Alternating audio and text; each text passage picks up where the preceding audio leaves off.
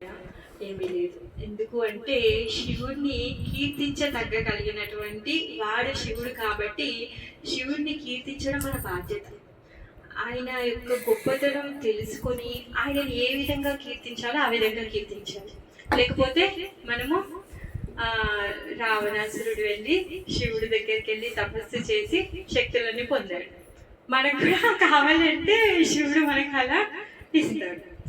అలా కాకుండా వేదం ఏ విధంగా అయితే చెప్తుందో, ఇప్పుడు కత్తి ఉందండి, మీరు కూరగాయలు కూడా కోసుకోవచ్చు. దొంగవాడి దొరికితే వాడు పీక కూడా కోస్తాడు, డాక్టర్కి దొరికితే ఆపరేషన్ చేస్తాడు. అవునా కదా? కత్తిని ఎలా ఉపయోగించాలో తెలుసుకోవాలి. అమ్మ అయితే కూరగాయలు ఎలా కట్ చేయాలో, కత్తితో ఏం చేయాలో తనకు తెలిసింది. డాక్టర్ అయితే ఒక ప్రాణాన్ని నిలబెట్టడానికి ఆపరేషన్ చేస్తాడు. దొంగ అయితే ప్రాణం తీయడానికి కూడా తను వెనుకకపోవడం. మరి శాస్త్రం చెప్తుంది, శాస్త్రం చెప్పినట్టుగా మనము నడుచుకోవాలి. ఎందుకు? మానవులకి ఎన్నో రకాల జీవులు ఉన్నాయి, అందరికీ రూల్స్ అండ్ రెగ్యులేషన్స్ లేవు. ఎందుకంటే వాళ్ళు ఫాలో చేయలేరు. వాళ్ళకి రోడ్డు మీద రెడ్ లైట్ పడినా వాడికి ఏం సంబంధం లేదు, కుక్క పరిగెత్తుతూ వెళ్ళిపోతూ ఉంటుంది. దానికి ఏం సంబంధం? అంటే దానికి విచక్షణ లేదు, దానికి బ్రెయిన్ లేదు. దానికి ఏం కావాలో అంతే తింటుంది, తిరుగుతుంది, పిల్లల్ని కంటుంది, అంతే. దానికి తెలిసిన పని ఇంకా మిగిలింది ఏం లేదు. దాని పైన ఎవరైనా అటాక్ చేయడానికి వచ్చినప్పుడు రక్షించుకుంటుంది. మిగిలిన దాంతో ఏమి సంబంధం లేదు, అది బ్రతికేస్తుంది, అలానే చనిపోతుంది. కానీ మనిషికి మాత్రం విచక్షణ భగవంతుడు ఇచ్చాడు. మరి ఈ విచక్షణని ప్రాపర్గా నడిపించాలి అంటే దాంతోపాటు రూల్స్ బుక్ కూడా ఇచ్చాడు. అదే వేదం. వేదంలో ఎలా చెప్పబడిందో ఆ విధంగా మనం నడుచుకోవాలి. మరి మనం సత్యయుగంలో లేడం, త్రేతాయుగంలో వేదాలు చదవగలుగుతామా అంటే చదవలేం. వేదాలని వ్యాసదేవుడు 4 విభాగాలు చేశాడు. ఒక వేదం చదవడానికి 14 సంవత్సరాలు కావాలి. 4 × 14. మనకున్న ఆయుస్లో ఇప్పుడు 4 వేదాలు చదువుకునే ఓపిక మనకి లేదు. అందుకనే భగవంతుడు దయతలిచి కలియుగంలో వచ్చి మనకి హరే కృష్ణ మహామంత్రాన్ని చెప్పారు. ఇంకా మన కోసం గాను వ్యాసదేవుడు తను ఏం చేశాడు? భగవంతుడు ఇచ్చినటువంటి ఒక వేదంని తను 4 విభాగాలుగా విభజించిన తర్వాత కూడా సంతృప్తి కలగకపోతే ఎప్పుడైతే నారదుల వారు వచ్చి చెప్పారో, ఎందుకు అంటే నువ్వు భగవంతుడి యొక్క భక్తి గురించి విఫలంగా చెప్పలేదు. వేదాల్లో ఉంది, కానీ 4 వేదాలు చదివి నువ్వు అర్థం చేసుకుంటే నువ్వు భగవంతుడి భక్తి చెయ్యాలి అనేది నువ్వు కన్క్లూజన్. మరి 4 వేదాలు చదివే ఓపిక లేదు, సమయం లేదు, జ్ఞాపక శక్తి లేదు, బుద్ధి లేదు. మరి మనుషులు పరిస్థితి ఏంటి? పశువులు అయిపోతారు, తింటారు, బతుకుతారు, చనిపోతారు, అంతే. మరి ఇప్పుడు మనిషి ఆయన యొక్క జీవితాన్ని సార్థకం చేసుకోవాలి అంటే కరెక్ట్ మెసేజ్ తన దగ్గరికి వెళ్ళాలి. అదేంటో సింపుల్ గా వెళ్ళాలి. అదేంటి సింపుల్ అంటే ఈ వేదాలన్నింటినీ కూడా సారంగా చేసి శ్రీమద్ భాగవతాన్ని రచించమని చెప్పేసి శ్రీ నారదుల వారు చెప్పారు. అందుకు గాను మనందరి మీద కరుణతో ఎందుకో మన యొక్క జీవిత లక్ష్యాన్ని మనము మర్చిపోకుండా. ఇప్పుడు పిల్లోడు స్కూల్కి వెళ్ళి చదవలేదనుకోండి, ప్రభుత్వం ఏమవుతుంది? లైఫ్ వేస్ట్ కదా, వాడి బాధ్యత లేకుండా ప్రవర్తించినట్టు. సో మనం కూడా మన మానవులుగా పుట్టిన తర్వాత మన బాధ్యత మనం తెలుసుకోకపోతే అప్పుడు మనకి జీవితం ఇచ్చినటువంటి స్వామికి తను బాధపడతాడు కదా. అయ్యో పిల్లోడు ఇలా అయిపోయాడు, నా పిల్లోడు అని తనకి ఎంత బాధ అవుతుంది. అదే అమ్మ ఏమంటుందా, స్పెషల్ ట్యూషన్ పెడుతుంది, మంచి స్కూల్ సెలెక్ట్ చేస్తుంది, స్కూల్కి పంపించి ట్యూషన్ చెప్పించి తనే బుద్ధివంతుడు కావాలని చెప్పి తనకే చదువు నేర్పిస్తుంది. అలానే భగవంతుడు కూడా మనకి ఈ వేద సారమైనటువంటి శ్రీమద్ భాగవతాన్ని ఇచ్చారన్నమాట. మరి శ్రీమద్ భాగవతం ప్రకారంగా మనము నడుచుకోవడంలో మన యొక్క జీవిత లక్ష్యాన్ని మనం పొందుతాం. మనకి భౌతికంగా చాలా లక్ష్యాలు ఉన్నాయి. మనకి డబ్బు సంపాదించడము, ప్రాపర్టీ సంపాదించడము, లేకపోతే గొప్ప పేరు రావడము, చాలా ఎన్నో రకాలు. ఒక్కొక్కరికి ఒక్కొక్క కోరిక ఉంటుంది. అవునా కదా? మీకు ఒక్కొక్క కోరిక ఉండొచ్చు, మీకు ఒక్కొక్క కోరిక ఉండొచ్చు, మీకు ఒక్కొక్క కోరిక ఉండొచ్చు. కాకపోతే మనిషికి ఉండాల్సిన కోరిక ఏంటి అంటే ఈ జన్మ జరా మృత్యు వ్యాధి దగ్గరికి మళ్ళీ తిరిగి రావద్దు. ఇప్పుడు సరే అండి, బాగుంది మధ్య, నేను మళ్ళీ అంటే మీరు సీరియస్గా తీసుకోకండి, మళ్ళీ మీకు నెక్స్ట్ ఇదే లైఫ్ ఇస్తాను, ఇదే ఇంట్లో పుడతారు అంటే మీరు ఒప్పుకుంటారా? వస్తారా? హ్యాపీగా ఉన్నారో? రావడానికి సిద్ధపడతారా? నిజం చెప్పండి మాత్రం, మీరు అబద్ధం చెప్పండి. వస్తారా? అయితే మీరు చాలా గొప్పలు. నేనైతే రాలేనమ్మా. మళ్ళీ పిల్లల్ని స్కూల్కి తీసుకెళ్ళాలి, వాళ్ళకి చదువులు చెప్పాలి, అత్తని భరించాలి, తర్వాత నీ పుట్టినటువంటి ప్రదేశం వేరు, మళ్ళీ భర్తకి సపోర్ట్ చేయాలి, అడ్జస్ట్ అవ్వాలి, వచ్చే రోగాలను తట్టుకోవాలి, నొప్పులను తట్టుకోవాలి. వృద్ధాప్యం వస్తుంది, శరీరం కదలదు, అప్పుడు ఎవరు చూడరు, పిల్లలు అయిపో అంటారు. అవునా కదా? అలాంటి జీవితం నాకొద్దు, నేనైతే రావాలనుకోవట్లేదు. ఒకవేళ మీరు రావాలనుకుంటే మీరు రండి, నాకేదో ఓపిక లేదు. సో ఎవరైతే ఇక్కడ విసుగొచ్చిందో వాళ్ళు నిజంగా ఆనందాన్ని పొందాలనుకున్న వాళ్ళ కోసం నేను భాగవతాన్ని ఇచ్చాను. సో ఎవరైతే మీరు ఫేడప్ అయిన తర్వాత మీరు భాగవతాన్ని చదువుకున్నాను అనుకుంటారు, ఓకే. సో ఆ విధంగా మనని నిజంగా మన నిజమైన ఆనందం దగ్గరికి వెళ్ళడం కోసం ఈ ఈ తాపత్రయాలన్నీ దాటుకొని మనము శాశ్వతమైన స్థితికి వెళ్ళడం కోసం కానీ ఈ భాగవత సారాన్ని రచించాం. ఎప్పుడు చూసినా శాశ్వతమైన స్థితి, మా అత్తజీ ఎప్పుడు కనిపించినా ఏదే చెప్తున్నారు, మేము బోర్ అయిపోయాము అంటున్నారు. లేదు, నిజం అది. ఎందుకంటే ఇక్కడ మనము ఏమనుకుంటున్నామంటే చిన్న చిన్న ఉన్నటువంటి ఆనందాలు నిజమైన ఆనందాలు అనుకుంటున్నాం, కానీ అవి శాశ్వతంగా ఉండవు. కొంచెం సేపు ఉంటే తర్వాత పోతాయి. మీరు మొత్తము మీరు పుట్టినప్పటి నుంచి ఇప్పటి వరకు చూసుకుంటే మీ జీవితంలో మీరు ఎన్ని కష్టాలు పడ్డారో ఎవరికి రావద్దని కష్టాలని అనుకుంటారు, అవునా కదా ప్రభుజీ? ఎన్ని స్ట్రగల్స్ చేసి ఉంటారు మీరు ఇప్పుడు ఈ స్టేజ్కి రావాలని, అవునా కదా? మీరు కూడా మధ్య మీరు ఎన్ని స్ట్రగల్స్ చేసి ఉంటారు. పెళ్ళైన కానించి పెళ్లి కంటే ముందు ఎన్నో కష్టాలు అయితేనే ఇప్పుడు ఈ స్టేజ్కి వచ్చారు. ఎక్కడ ఉన్నాము సుఖంగా? టీవీ ఆన్ చేసి ½ an hour సీరియల్ చూసినంతసేపు పొందేటటువంటి సుఖము నిజమైన సుఖమా? సుఖమా? అది నిజమైన ఆనందమా? కాదు. సరే మీరు మంచి చీర కట్టుకున్నారు, నేను మధ్యజీవి చీర బాగుంది అని పొగిడాను, అంతసేపు పొందేటటువంటిది నిజమైన ఆనందమా? కాదు. అందుకే నిజమైన ఆనందం కూడా తెలియదు, అంత ఎర్రి మాగలం అన్నమాట మనం. అందుకే మనకి నిజమైన ఆనందం ఏంటి, నిజమైన సుఖం ఏంటి, మనం చేరుకోవాల్సిన స్థితి ఏంటి, పొందాల్సిన స్థితి ఏంటి శ్రీమద్ భాగవతం చెప్తుంది అనమాట. ఒకవేళ మీరు ఇక్కడే ఉండాలనుకున్నా, మళ్ళీ ఇక్కడికి రావాలనుకున్నా భాగవతాన్ని చదవండి, తప్పలేదు దాంట్లో. మీరు ఇంకా బెటర్గా ఇక్కడ ఎలా ఉండగలుగుతారో చెప్తుంది. ఎందుకంటే మనకి భౌతికమైన కోరికలున్నా, ఆధ్యాత్మికమైన కోరికలున్నా కూడా మనం భగవంతుని శరణాగతి పొందాలి, లేకపోతే మనకి ఏమీ లభించదు, అవునా కదా మధ్యజీ? ఇప్పుడు పొద్దున్న నుంచి రాత్రి వరకు మీరు కష్టపడతారు, నేను కష్టపడతాను. మీకు చాలా లాభం వచ్చేస్తుంది అనుకోండి పనిలో, మీరు అదే సేమ్ పని చేస్తున్నారు, నేను కూడా అదే పని చేస్తున్నాను, నాకు చాలా తక్కువ లాభం వస్తుంది. ఎందుకు వస్తుంది? మనం చేసుకున్నటువంటి పూర్వజన్మ సుకృతం వలన, మనం చేసేటటువంటి కార్యకలాపాల వలన ఆ విధంగా ఒకరు ఎక్కువగా, ఒకరు తక్కువగా, ఒకరు బుద్ధిమంతులుగా, ఒకరు బుద్ధి లేని వాళ్ళగా, ఒకరి దగ్గర దానం ఎక్కువ, ఒకరి దగ్గర దానం తక్కువ, ఇవన్నీ భేద తారతమ్యాలు ఉన్నాయి. అందుకే మనం అనుకున్నటువంటి నిజంగా సుఖపడాలి, ఈవెన్ భౌతికంగా కూడా సుఖపడాలి అంటే భగవంతుడు సాంక్షన్ చేస్తేనే మనకు వస్తుంది, అవునా కాదు? ఇప్పుడు ఒకటే మార్కెట్లో ఇద్దరు కూరగాయలు అమ్ముకునే వాళ్ళు ఉంటారు, ఒకరికి 1000 రూపాయలు లాభం వచ్చింది, ఒకరికి పాపము ఉన్న సామాన్య అమ్ముడు పోలేదు. ఒక్కటే మార్కెట్లో ఉన్నారు కదా, మరి ఇద్దరికి సమానం రావాలి కదా. సరే ఈ రోజు నాకు భగవంతుడి దయ దొరకలేదు, అందుకే నాకు లాభం రాలేదు అని అనుకుంటాడు. అంటే ప్రతి ఒక్కటి కూడా భగవంతుడు సాంక్షన్ చేస్తేనే మనం పొందుతాం అన్నమాట. అందుకే మనం భగవంతుడి యొక్క భక్తి చేయాలి. మరి భగవంతుడి యొక్క భక్తి చేయాలంటే ఎలా చేయాలి అంటే వైష్ణవులని సేవించడం ద్వారా, శ్రీమద్ భాగవతాన్ని చదవడం ద్వారా, భగవంతుడి యొక్క కథలను వినడం ద్వారా, హరే కృష్ణ మహామంత్ర జపం చేయడం ద్వారా, తర్వాత భగవంతుడి యొక్క దర్శనం చేసుకోవడం ద్వారా, తీర్థయాత్ర చేయడం ద్వారా, గంగాజలాన్ని స్వీకరించడం ద్వారా, తులసి మహారాణిని సేవించడం ద్వారా, ఈ విధంగా మనము భక్తిని చేయగలుగుతాం అన్నమాట. ఎంతసేపు భక్తిలో ఉన్నటువంటి రుచి మీరు పొందలేదనుకోండి, అప్పుడు మీరు చెయ్యలేరు. మీరు ఎంతో కొంత మీకు నచ్చింది కాబట్టి మధ్యలో ఎన్ని డుంబాలు కొట్టినా మళ్ళీ మీరు వస్తున్నారు క్లాస్కి, అంటే కొంచెం టేస్ట్ కలిగింది మీకు. ఇంకా మొత్తం టేస్ట్ కలగలేదు. ఎప్పుడైతే మొత్తం టేస్ట్ కలుగుతుందో అప్పుడు మీరు ఎవ్రీ వీక్ వస్తారు, నేను రాకుండా మాతాజీ రండి అంటారు.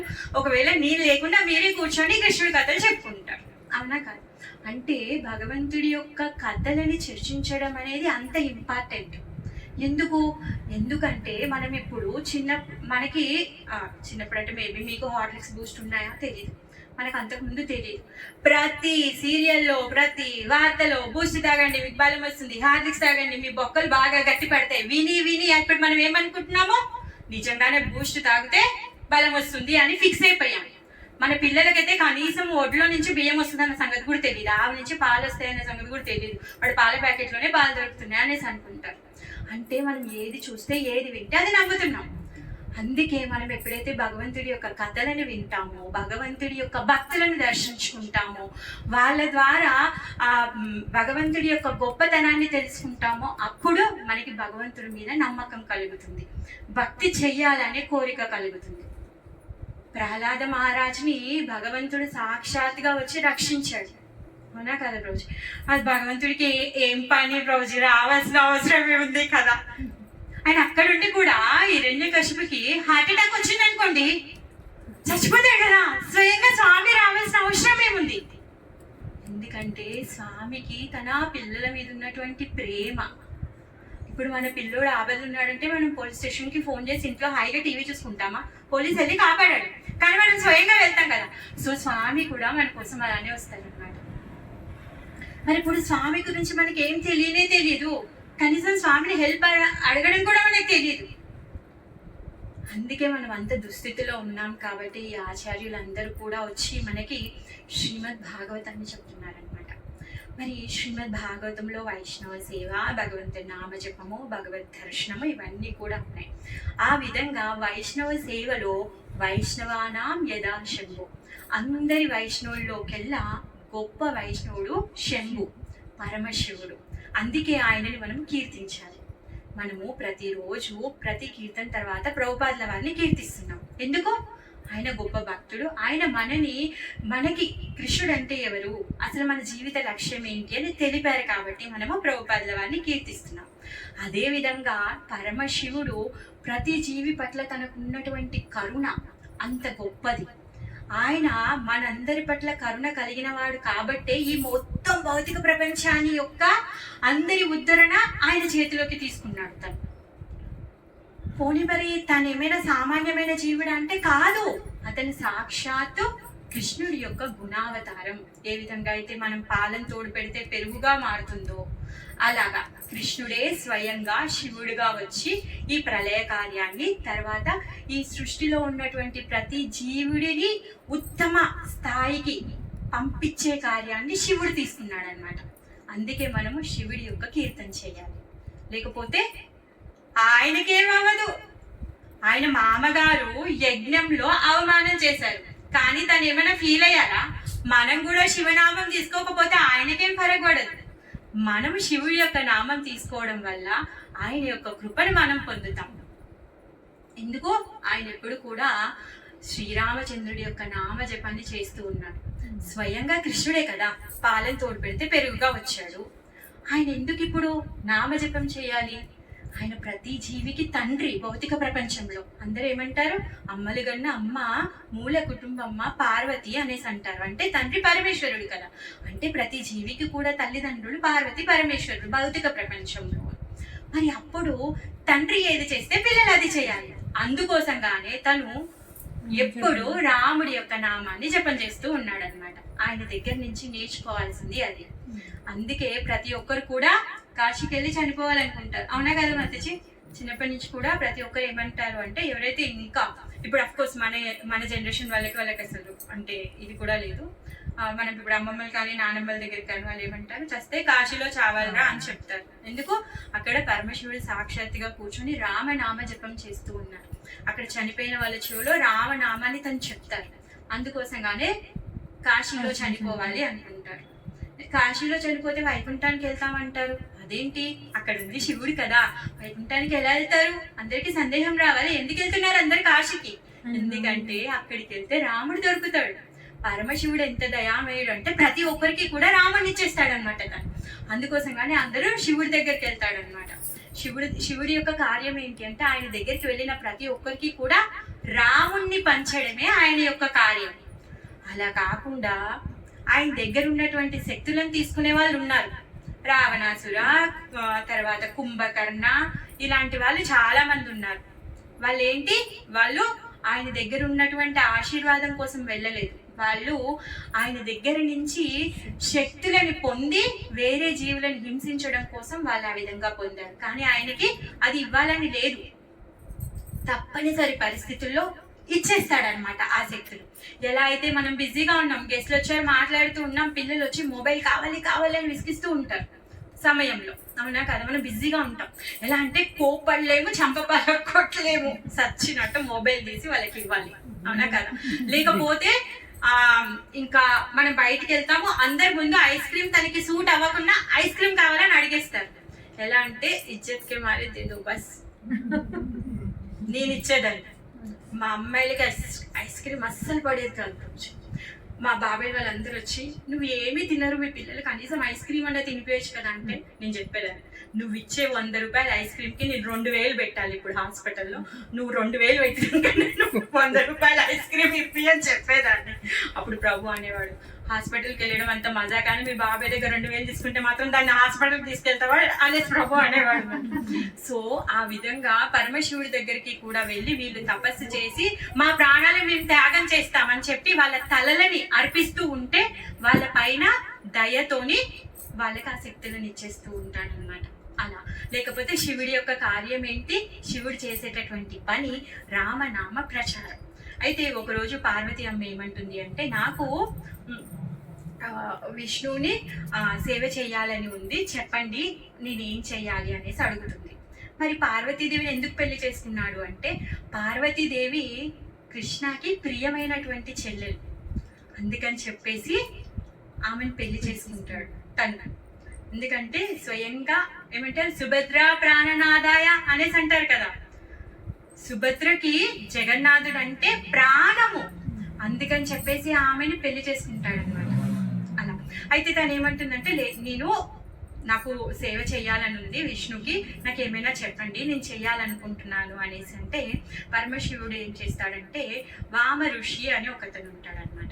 ఆ వామ ఋషిని పిలిపించి చెప్తాడనమాట, ఈయనని నువ్వు గురువుగా స్వీకరించు, ఆయన నీకు ఏ విధంగా పూజ అర్చన ఏది చేయాలో తను చెప్తాడు అనేసి చెప్తాడు. అప్పుడు తను ఏం చేస్తాడంటే, ఈ వామదేవుడు ఆయన పేరు యాక్చువల్గా, ఆ ఋషి ఏం చేస్తాడంటే పార్వతీదేవికి విష్ణు సహస్రనామాన్ని నేర్పిస్తారనమాట. ఏదైతే భీష్మ పర్వ మహాభారతంలో భీష్మదేవుడు తన ప్రాణత్యాగం కంటే ముందు విష్ణువుని సహస్రనామాలతో కీర్తించారు, అది చెప్తే అప్పుడు తను ఏం చేస్తుంది అంటే, అక్కడ ఋషి ఆశ్రమంలో ఉండి 6 నెలలు విష్ణు సహస్రనామ రోజు ప్రాక్టీస్ చేయడం, తను చాంటింగ్ చేయడం. అయితే విష్ణు సహస్రనామం చదివిన తర్వాతే తను భోజనం తీసుకునేది అనమాట, బ్రేక్ఫాస్ట్ చేసేది, లేకపోతే ఆ రోజు ఇంకా అది అయ్యేంత వరకు తను తినేది కాదనమాట. అలా తన యొక్క 6 నెలలు అలా తను ఏం చేసిందంటే సాధన చేసిన తర్వాత 6 నెలల తర్వాత తను తిరిగి వచ్చింది. ఏ రోజు వచ్చింది అంటే ఏకాదశి రోజు వచ్చింది. తను ఏకాదశి రోజు వచ్చారు, నెక్స్ట్ డే ద్వాదశి వచ్చిన తర్వాత మరి నెక్స్ట్ డే మార్నింగ్ లేసింది, మంచి ప్రిపరేషన్స్ అన్ని వండింది. పాపం 6 నెలలు భర్త నుంచి దూరంగా ఉంది, ఫుల్ ఫీస్ట్ అంతా వండేసింది, అయిపోయింది. అయితే పరమశివుడు అంటాడు అనమాట, టైం చూసి ఇంకా 2 నిమిషాలు ఉంది, పారెంట్ టైం అవుతుంది, oh my dear Parvati please ఆకలిస్తుంది, 2 నిమిషాల్లో అన్ని రెడీగా సిద్ధంగా పెట్టేసేయి అనేసి అంటే, అప్పుడు పార్వతి స్వామి నన్ను క్షమించండి, మీకు ఆకలిస్తే మీరు ప్రసాదాన్ని స్వీకరించండి, నేను విష్ణు సహస్రనామం చదివిన తర్వాతే తీసుకుంటాను అనేసి చెప్తుంది అనమాట. అయితే అప్పుడు ఏముంటుందంటే, కానీ నేను అది 2 నిమిషాల్లో ముగించలేను, కనీసం ½ an hour అయినా కావాలి దానికి అనేసి అంటే, ½ an hour అది కూడా ఇప్పుడు నేను ఒక్కడే తినాలా, 6 నెలల తర్వాత నువ్వు ఇంటికి వచ్చాక ఇప్పుడు మళ్ళీ నేను ఒక్కడే కూర్చొని తినేలా, ఇదేంటి అనేసి శివుడు అంటాడు అనమాట.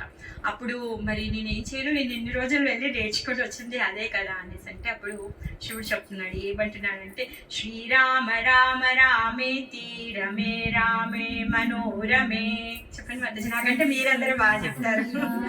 రామ రామేతి రమే రామే మనోరమే సహస్రనామ తత్తుల్యం రామ నామ వరాననే సహస్రనామ తత్తుల్యం రామ నామ వరాననే.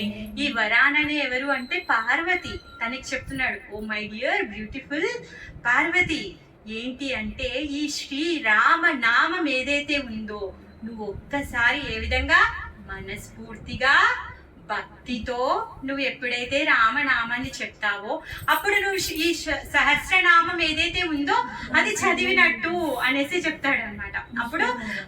అప్పుడు శివుడు అంటాడు అనమాట, ఓకే శ్రీరామ అనగానే పార్వతి కూడా శ్రీరామ అనేసి అంటుంది. చూడండి, విష్ణు సహస్రనామం అయిపోయింది, లెట్స్ గో అనేసి మనం ఇప్పుడు ప్రసాదం తీసుకుందాము అనేసి అంటున్నాం. అప్పుడు పార్వతీదేవి తను ఎప్పుడైతే ఆ పరమశివుడు చెప్పినప్పుడు ఆ శ్రీరామ నామాన్ని చెప్పి తను కూడా పులకించిపోతుంది. ఎందుకంటే రాముడు ఎప్పుడు ప్రతి ఒక్క నామానికి పులకించిపోయి తన హృదయంలో రాముడి యొక్క దర్శనం చేసుకుంటూ ఉంటాడు. తను కూడా ఆ శివుడి దగ్గర నుంచి ఆ వైబ్రేషన్స్ తను పొందింది అనమాట. అసలు ఆ పులకింతతో తను ఇంకా అతను ఏం చేస్తుందంటే పొద్దున్న నుంచి రాత్రి వరకు రామ రామ రామ రామ రామ రామ రామ రామ రామ రామ మొత్తం రామమయం అయిపోయింది.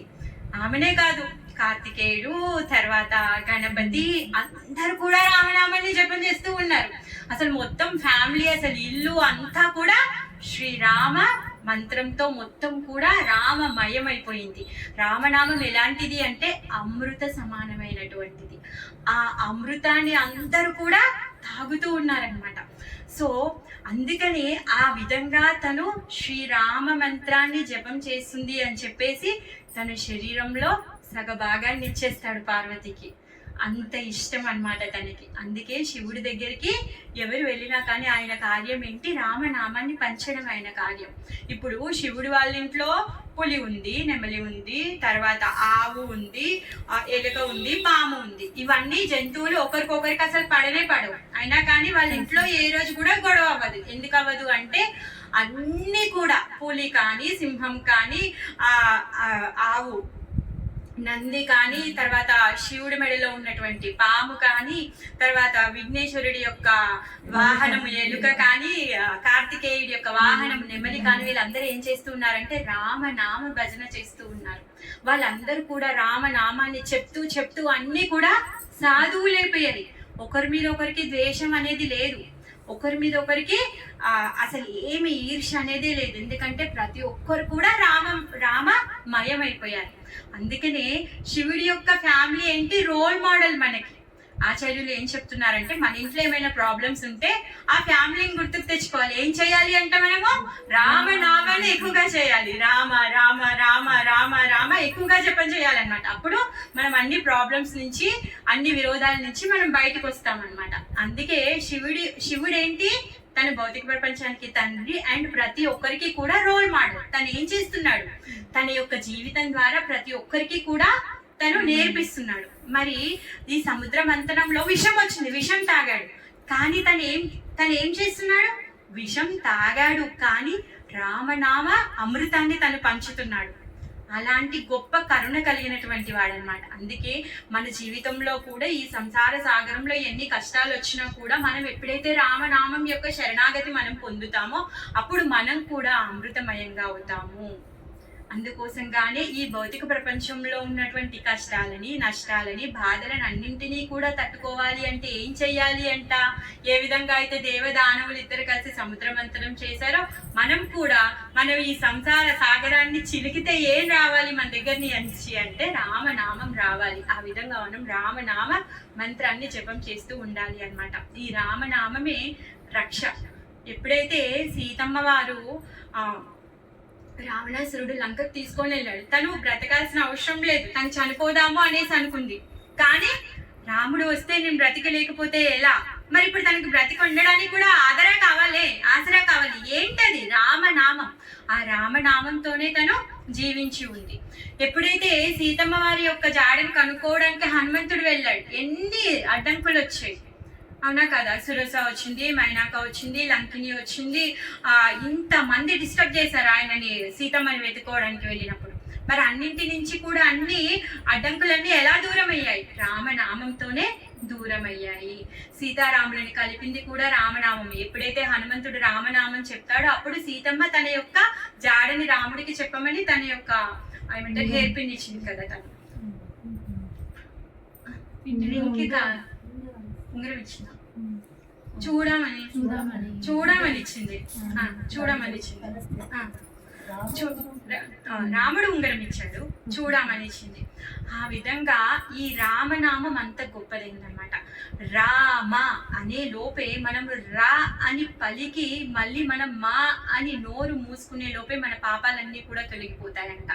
ఎప్పుడైతే మనం రామ అని పలుకుతామో పాపాలన్నీ తొలగిపోయి ఇంకో పాపం అనేది మనం చెయ్యము. అందుకే మనం నిరంతరం ఏం చేయాలి, రామనామ జపం చెయ్యాలి. ఆ రామనామ జపం చేసేటటువంటి ఈ పరమశివుడు ఎంత దయాలు అంటే తమో గుణంలో ఉన్న వాళ్ళని, తర్వాత రజోగుణంలో ఉన్న వాళ్ళందరినీ కూడా భగవద్ధామం పంపించడం కోసం గానే తన శ్మశానంలో ఉండి రామనామాన్ని చెప్తూ ఉన్నాడు. ఇప్పుడు ప్రతి ఒక్కరు కూడా ఏమవ్వాలనుకుంటారు, ఒక మంచిగా డిగ్నిటీ ఉండాలి, నన్ను అందరు చూడాలి, అందరి కళ్ళలో నేను పడాలి అనుకుంటారు. కానీ శివుడు అలా అనుకోడు. బాబోయ్ నన్ను ఎవరు చూడొద్దు, నేను ఎవరి కళ్ళలో పడొద్దు, నన్ను ఎవరు డిస్టర్బ్ చేయొద్దు. అందుకని నేను పురుషత్గా వెళ్ళి శ్మశానంలో అయితే ఎవరొచ్చి డిస్టర్బ్ చేయలేదు. అందుకని శ్మశానంలో కూర్చుంటాడు. మళ్ళీ ఆయనతో అక్కడికి వచ్చి మళ్ళీ ఆయనను చూసి ఎవరైనా గుర్తుపడతారో అని చెప్పేసి ఏం చేస్తున్నాడు, శ్మశానంలో ఉన్న బురదను పోసేసుకొని కపాలాలు వేసుకొని కూర్చుంటున్నాడు. ఎవరు కూడా ఆయన దగ్గరికి రావడానికి భయపడాలి. ఎందుకంట రామనామ మంత్ర జపం చేయడం కోసంగానమాట. ఆ విధంగా పరమశివుడు ఎక్కడ తను రామనామాన్ని జపించడానికి సమయం ఎక్కువగా ఎక్కడ దొరుకుతుంది, జీవులను ఏ విధంగా ఉద్ధరించగలుగుతాను. ఎందుకు ఇప్పుడు అక్కడ శ్మశానంలో ఉన్నటువంటి ఏదైతే భూత ప్రేత పిశాచాలు ఉన్నాయి వాళ్ళ దగ్గరికి వెళ్ళి ఎవరు కృష్ణనామం చెప్తారు? ఇప్పుడు ఇక్కడంటే ఎవరో ఒకరు చెప్తారు, అవునా కదా? ఎక్కడనో ఏదో ఎలానో వాళ్ళు భగవంతుని నామాన్ని వింటారు. మరి ఆ శ్మశానంలో ఉన్న వాళ్ళు ఆ జీవులు ఎలా వింటారు? అందుకే పరమశివుడు వాళ్ళందరి మీద కరుణతోని అలాంటి పాప జీవులని కూడా భగవద్ధామానికి ఉద్ధరించడం కోసం గాను తను శ్మశానంలో కూర్చొని రామనామ జపం చేస్తున్నాడు అనమాట. అలాంటి కరుణామయుడు పరమశివుడు. మరి ఈ రేపు ఆయన వివాహపు రోజు, మ్యారేజ్ డే. యాక్చువల్గా శివరాత్రి వచ్చేసి శివ పార్వతుల కళ్యాణం జరిగిన రోజు అన్నమాట. మరి ఇప్పుడు ప్రతి ఒక్కరు కూడా కష్టాలు నష్టాలు ఉన్నాయని చెప్పేసి దేవతలు దానవులు అందరూ కలిసి ఏం చేశారు, సముద్రాన్ని మంతన చేశారు, అమృతం తాగుదాము అని చెప్పేసి. అందరు వచ్చారంట అక్కడికి, శివుడు రాలేడంట. ప్రతి ఒక్క ముక్కోటి దేవతలు ఉన్నారు, ప్రతి ఒక్కరు ఉన్నారు, విష్ణు అక్కడే ఉన్నాడు. ఎందుకంటే ప్రతి ఒక్కసారికి హెల్ప్ అడుగుతున్నారు. ఎప్పుడైతే సముద్రంలో కవ్వం నించోవట్లేదని, దానికి బ్యాలెన్స్ అవ్వట్లేదని, బలం సరిపోవట్లేదని ఊరికే మళ్ళీ ఆయన పిలుస్తుంటే స్వామి అక్కడే ఉన్నాడు, హెల్ప్ చేస్తున్నాడు. బ్రహ్మేమో అన్నిటినీ తను చూస్తూ ఉన్నాడు. మరి అక్కడ లేని ఎవరంటే శివుడు లేడంటే అందులో ఒక దేవత ఎవరు వచ్చి, అదేంటి అందరున్నారు ఇక్కడ శివుడు లేడు, ఏం సంగతి అనేసి అంటే ఇంకొకతను అన్నాడంట, అవునా ఎందుకు లేడంటావు, అసలు ఏమైందంటావు, ఈయనకి ఇన్విటేషన్కి పోలేదా, లేకపోతే ఇక్కడ అమృతం వస్తుందని తనకు తెలీదా, మెసేజ్ పోలేదా అనేసి మాట్లాడుకుంటున్నారంట. అప్పుడు ఎవరో ఇంకో అతను శివుడు భక్తుడు అనమాట, తను అంటాడంట, ఆయన నిత్యము అమృతాన్ని పానం చేస్తున్నాడు, ఇప్పుడు వచ్చే అమృతం ఆయనకి ఏం అవసరం, అందుకే ఆయన రాలేదు అనేసి చెప్తారు. ఎందుకంటే ఆయన ఎప్పుడు నిత్యంగా రామనామ అమృతాన్ని తను స్వీకరిస్తూ ఉంటాడు అనమాట. మరి వీళ్ళు అమృతం కావాలనేసి చిలుకుతూ ఉంటే ఏమైంది, విషయం వచ్చింది దాంట్లో. పాపం అందరూ భయపడిపోయారు. కావాలంటే ఇప్పుడు విష్ణువే అక్కడ ఉన్నటువంటి విషయాన్ని దాన్ని స్వీకరించవచ్చు కదా, ఎందుకంటే శివుడి యొక్క గొప్పతనం అందరికీ తెలియాలి, అతను ఎంత గొప్పవాడో అందరికీ తెలియాలి అని చెప్పేసి శివుడిని పిలిపిస్తాడనమాట. అయితే శివుడు వచ్చి మరి విషయాన్ని తీసుకున్నాడు. మరి విషయాన్ని తీసుకున్నప్పుడు గొంతులో ఎంతసేపు పెట్టుకుంటారు, అది మింగలైనా మింగాలి, కూయినైనా ఉయ్యాలి. మరి రెండు చేయట్లేడు. ఎందుకు చేయట్లేడంట, ఎందుకంటే శివుడు రామనామాన్ని చెప్పి ఆయన హృదయము రామమయం అయిపోయింది. అందుకని చెప్పేసి తాగాడనుకో రాముడికి విషయం వెళ్ళిపోతుంది, అందుకని చెప్పేసి మింగలేదు. పోనీ ఉంచేస్తే బయట ఎక్కడ చూసినా ఆయనకి రామ భక్తులు కనిపిస్తున్నారంట. అయ్యో రామ భక్తులకి హాని జరుగుతుంది, అందుకని చెప్పేసి అది నేను మింగను, అది కక్కను, నా కంఠంలోనే ఉంటుంది అని చెప్పేసి తను కంఠంలోనే పెట్టుకున్నాడు అనమాట. ఆ విధంగా తను విషాన్ని స్వీకరించి ప్రతి ఒక్కరికి కూడా రామ భక్తిని, రామనామ అనే అమృతాన్ని తను పంచుతున్నాడు అనమాట. అలాంటి దయామయుడు శివుడు. అందుకే ఆయన స్పెషల్ డే శివరాత్రి. ఆ రోజు మనం ఆయనని కీర్తించాలి. ఆ రోజే కాదు, ప్రతిరోజు కీర్తించాలి. ఎందుకు, వైష్ణవుడు అనేవాడు మనకి భక్తిని ఇస్తాడు. మరి రావణాసురుడికి, కుంభకర్ణుడికి ఇన్ని శక్తులు ఇచ్చినటువంటి శివుడు మనకి భక్తిని ఇవ్వలేడా? ఇస్తాడు. ఆయన భక్తిని ఇవ్వడానికి చాలా సిద్ధంగా ఉన్నాడు. అందుకే ఆయన దగ్గరికి వెళ్ళి రాముడి కృప కావాలని అడిగితే నువ్వు సీదా వెళ్ళి రాముడి దగ్గరికి వెళ్తే ఆయన ఇచ్చేదానికంటే ఇంకెక్కువగా ఇస్తాడు. ఎందుకంటే నా శివుడు తను టిక్ పెట్టేశాడు, ఈజ్ ఏ డివోటీ, ఇంకా మళ్ళీ మనకు పరీక్షలు లేవు ఆయన చెప్పాడు. ఇప్పుడు ఇంకా అసలు ఆయన మొత్తంకే స్వీకరిస్తాడు. అలా అన్నమాట. సో మనం ఇంకా ఫాస్ట్ గా ముందుకు వెళ్ళాలి అంటే శివుడి యొక్క కీర్తన చెయ్యాలి, ఆయన యొక్క మూడ్ ని మనం అర్థం చేసుకోవాలి. మరి ఇది ఎవరు చెప్తున్నారు? భాగవతం చెప్తుంది. నిమ్నగానాం యదా గంగా నిమ్నగానాం యదా గంగా దేవానామచ్యుతం యతా వైష్ణవానాం యదా శంభో పురాణాం ఇదం తదా.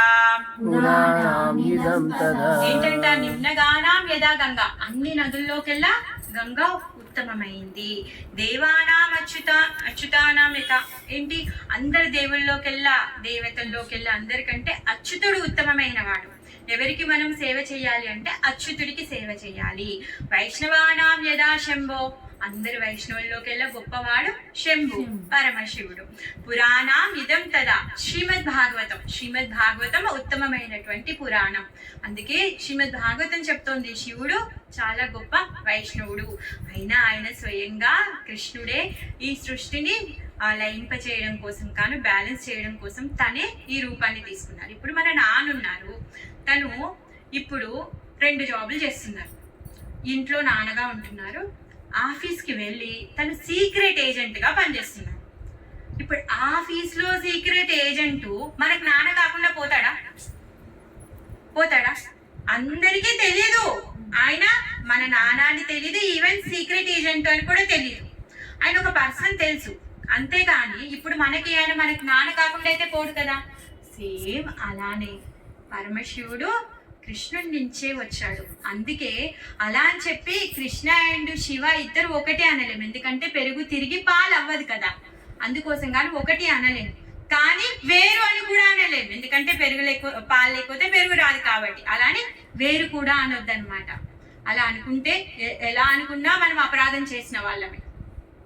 ఆఫీస్లో ఉన్న నాన్న నాకు నాన్న కాదు అంటే తప్పు, ఆఫీస్లో ఉన్న నాన్ననే నాకు నాన్న, ఇంట్లో ఉన్న నాన్న కాదు అంటే తప్పు.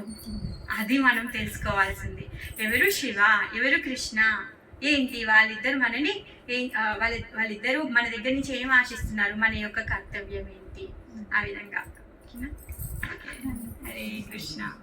శివరాత్రికి జై, పరమశివకి జై, శ్రీమద్ భాగవతానికి జై. శివాయ విష్ణు రూపాయ విష్ణువే శివ రూపాయ అంటారు, అందుకే అంటారు.